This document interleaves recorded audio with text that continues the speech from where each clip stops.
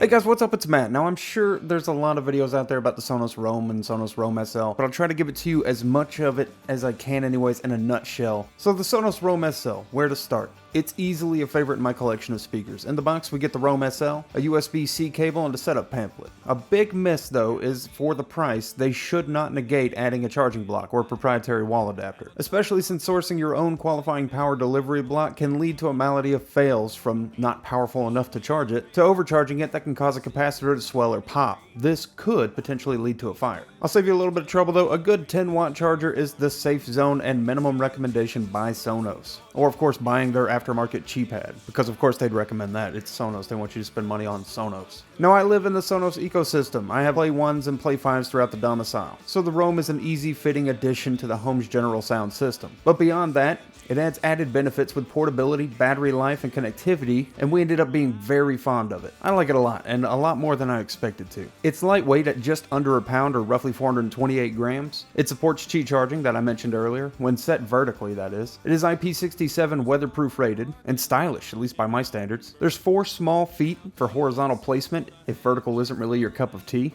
And on the top there's a volume up, play pause, and a volume down. The play pause is also a multi-function button. Double press to skip a track, triple press to go back a track. On the back is a power button. The power button is also a multi-function button for setting it to pair in Bluetooth mode. I'll attempt to do a quick sound test. Just remember the sound test is recorded over my microphone process and played back over your own listening device. These recordings can give you a feel for it, but it's not a one-to-one in-person experience. My nose bleeds to the hometown game, praise this year's varsity. Yes, to you, Jesus was from Georgia. He turned the water into shine. He drink cold beer from a solo cup and go fishing all the time. Driving international harvester down the Mason-Dixon line. Yes, to you, Jesus was from Georgia. He raised hell with friends like mine.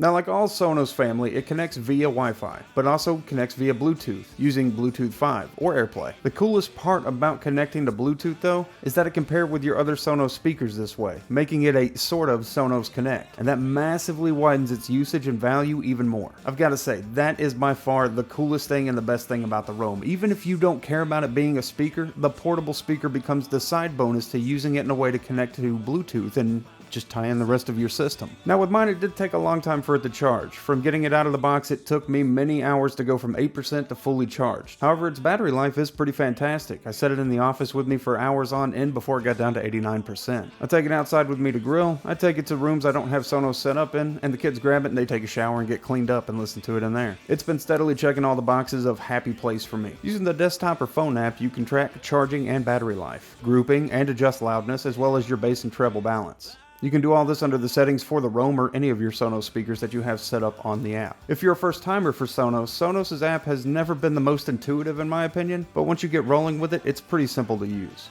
Off charge and unused, Roam may go into a low power mode, which could result in it disconnecting from the app from time to time. Simply just launch the app, power it on, and tell the app to find it again, and all is well. If that doesn't work, follow the instructions for a factory reset of the Roam. It's annoying to have to ever do that, and you shouldn't have to do that, but it's simple enough to do if that's a last-ditch effort and you can't get it to reconnect via the app.